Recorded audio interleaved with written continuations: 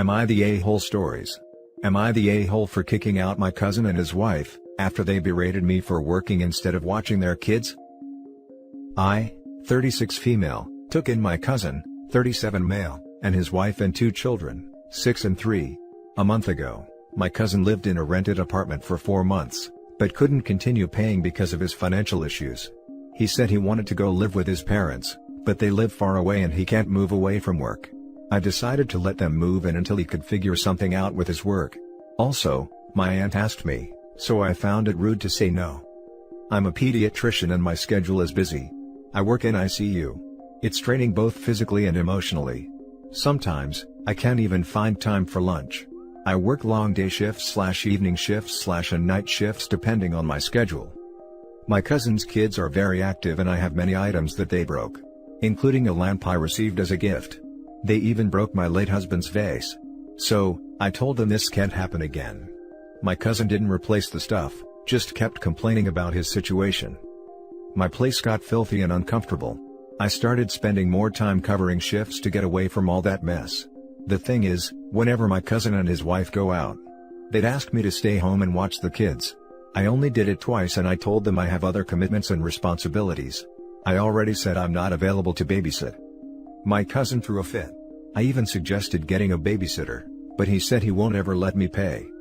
2 days ago, he and his wife went out, and told me to watch the kids for 2 hours. I had a shift that I needed to go to on time. The 2 hours passed and I got ready to go to work. I kept calling them but the line was busy, so I had no choice but leave the kids with my neighbor, a mom in her 40s, and sent my cousin a text to let him know. At 11 p.m., I turned my phone on and found missed calls, and one text from his wife berating me for leaving her kids with a stranger, and called me irresponsible and neglectful. I was stunned. My cousin was mad, saying they couldn't even count me with the kids for 2 hours, insulted my job, and said I must be leaving kids to die in the ICU, ignoring that fact that he didn't bother to answer my calls. I lost it. I got home, argued with them, told them they were out of line, and that they needed to leave. He tried to get me to talk to my aunt on the phone to get me to change my mind, but I had it, especially since they said that I might be doing the same neglecting with my patients. I argued with my aunt and hung up on her. They left, but my cousin didn't stop guilting me, trying to convince me to take them back. Now for the top comments. Not the a-hole, these are some r/choosing beggars type people. You are doing them a favor. They can't even appreciate that. You told them that you can't watch the kids, which isn't your job anyway, and they still have the audacity to be mad at you. Kick them out. Because no matter if you fix this, nothing will be enough for them. They will still find something bigger to get mad at you for down the line, even after letting them stay in your own place. Edit, I completely missed over the fact that you don't like being home because it's messy. If only there were people living there rent-free that could do chores as some sort of thank you, instead of just breaking more furniture and not paying for it. Not to mention if OP lives in certain areas, pretty soon they might become protected by tenant protection laws. Not the a-hole. One of the first things that kind of shocked me when I moved away from home for college, was that not everyone was raised with the exact same standards of courtesy. I had roommates that thought it was okay to be loud at all hours, roommates who never clean, so on and so forth. But how is it that there are people in this world who don't know not to bite the hand that feeds them? Agreed. And I can't but ask two pertinent questions. How can they afford to go out to eat when they're saving money to get their own place? And why are they going out in the middle of a global pandemic? Especially when they live with a pediatrician who spends time in the ICU? Not the a-hole. Not your kids, not their house, not your problem. Not the a-hole, you let this go on for too long. It is not rude to say no to an aunt with regards to your home, you have to readjust your thinking. Don't let them back in, they are disrespectful, entitled, and ungrateful. Now for the next story. Am I the a-hole for kicking my girlfriend and her daughter out? My 46 male girlfriend, 39 female, May and I, have been together for about 3 years. I have a daughter that is 15 female that I split custody with, while May has a 21 female daughter of her own, Alice. May was on the verge of losing her home roughly a year ago and asked to stay with me, and I obliged and May moved in. Around 4 months after that, Alice had to leave school after she failed to improve her grades while on academic probation, and asked for a room until she could get on her feet. I wasn't thrilled, but at the time I saw a future with her mom, and gave some rules and a deadline. Everyone agreed. Roughly 4 months ago, Alice approached May and I, telling us she was pregnant. I was shocked, and her mother was, well, emotional. After the dust settled, I explained to May and Alice I didn't want a baby in the home. I told Alice she broke the deal, and she needs to relocate.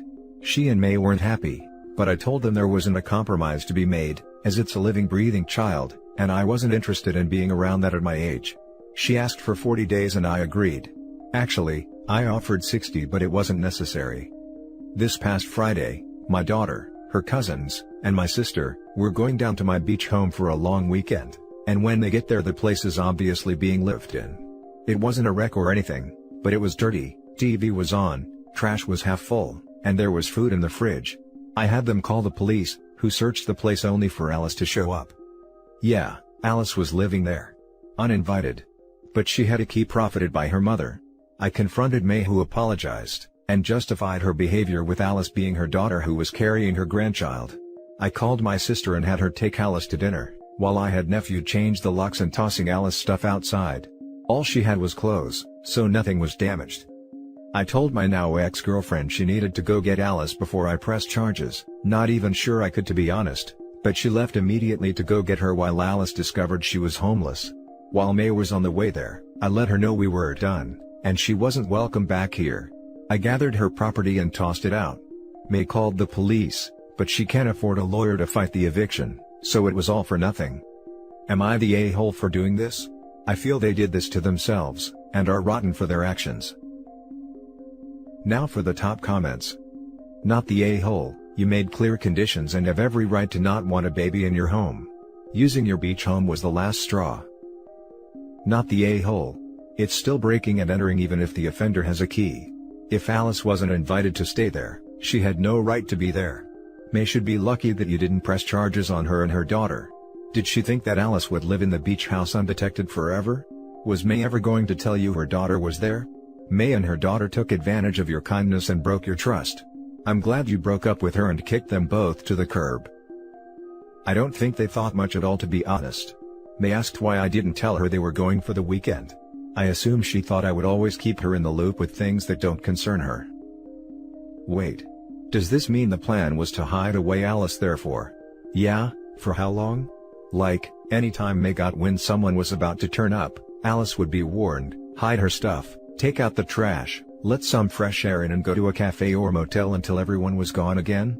And then do all that after having a baby? They really could not have been thinking much at all, because this was never going to work out in any universe. But it tells you something about the sneaky maliciousness of your ex. She was working part-time, so I assumed she was saving. My sister found a few bucks in a drawer she was using, and that is going toward the utilities. The next story is titled, Am I the a-hole for asking my brother's entire family to move out because my nephew set my bathroom on fire for a TikTok? My 32 female brother, 43 male, his wife, 40s female, and their 2 kids, 9 female and 15 male, had been staying with me for a little over 2 weeks now, because they lost their jobs due to coronavirus and were evicted. 4 people is obviously a large addition, but I didn't want them to be homeless, and they assured me it'd be a temporary stay. 2 days ago, my nephew set my bathroom on fire for a TikTok. From what he told me after, there's some kind of trend where you draw a shape on your mirror with hairspray, and then you light it on fire, and it's supposed to go out on its own without any damage. Well, his fire spread onto a nearby stack of towels and got out of control. We all had to evacuate, but luckily, I live relatively close to a fire station, so the damage wasn't that bad. My guest bathroom is scorched and will need repairs, but the rest of my home is okay. I think that my brother and Sil had to have been wildly negligent to allow this to happen, especially considering the lighter he used was my brother's. Meaning, he must have taken it from him at some point. I'm asking them to leave within the next week, because I don't want to risk something of this nature happening again. They've apologized and asked me to reconsider because it was an accident, no one was hurt in the end, they'd be homeless if I kicked them out now, and to think of my niece who did nothing. I'm not going to charge them for the repairs because they flat out can't afford it, but I no longer feel safe living with them. Now for the top comments. Not the a-hole. He lit your house on fire for an internet trend. He's lucky he didn't kill someone. Sounds like someone dangerous to have in the house. Not the a-hole. If you don't kick them out now, they very soon stop being house guests and start becoming lodgers/tenants. That's a legal can of worms you don't want to go through to get someone terrifying out of your house. And your nephew clearly needs the parenting of seeing actions have consequences. He didn't do this in his own home, he did this to his host, which means, he hasn't learned to respect others' belongings. I no longer feel safe living with them. Not the a-hole. That's the only reason you ever need. This isn't a candle that got out of hand situation. Insurance doesn't cover intentional dumbassery. It wasn't an accident, and he could have killed someone. For a TikTok. It amazes me that the parents don't realize that. Their kid literally could have killed someone. This isn't a prank, it's serious. The fire department had to come. Info: do you think the kid learned their lesson and won't do it again? Do you think they will do something stupid again?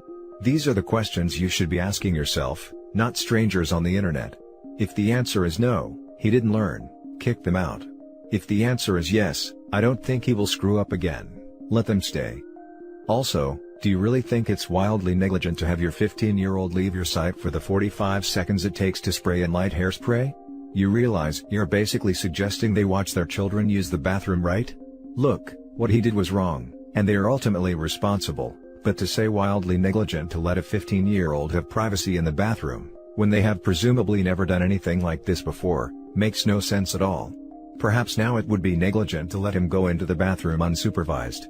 But it certainly wasn't before, since you've listed no previous bad behavior.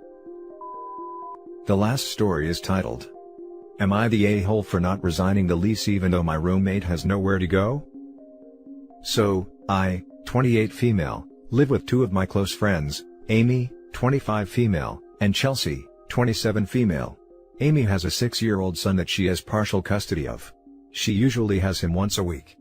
When we initially moved into the house, this was the arrangement we had agreed upon, and we always said that having the kid around full-time wouldn't be a good fit, because Chelsea and I both have large dogs that aren't the most kid-friendly. Up until now, this arrangement had been working until recently we learned that Amy's ex decided to join the military, and now Amy will have to take full custody of her son whenever he is gone for extended periods of time. We all agreed that it would be best for Amy to find a new place to live, as neither Chelsea or I want to live with a small child, and we also worry about the child's safety around the dogs. It's easy to manage one night a week because we can keep them separated, but doing so full-time would not be an option, as this basically confines the dogs to a single room, which isn't fair to them. Unfortunately, Amy is having a hard time finding a place to live, so she is unable to move out right now. Chelsea and I both agree that if she isn't able to find anywhere else to go by the time the lease is up, we don't plan on resigning with Amy. She is making the both of us out like the a-holes in this scenario, and is trying to say that we're the ones at fault for the arrangement no longer working, because we're the ones with dogs that aren't child-friendly, and that it's our fault she isn't going to have anywhere to go. But even without the dogs in the picture, we already stated that we just don't want to live with a child full-time anyway. I am sympathetic to her situation, but I don't think that this is my responsibility to have to worry about. I'm still feeling kind of bad about the whole thing though. Am I the a-hole? Now for the comments. Not the a-hole. Since she can't win using logic, she's trying to use guilt to get what she wants. Yeah, she's acting quite immature. The rules they had set together are not working out for her, so now she's getting upset. It doesn't work that way. She should have known better. Not the a-hole. You pay to live in a place that supports the lifestyle you want.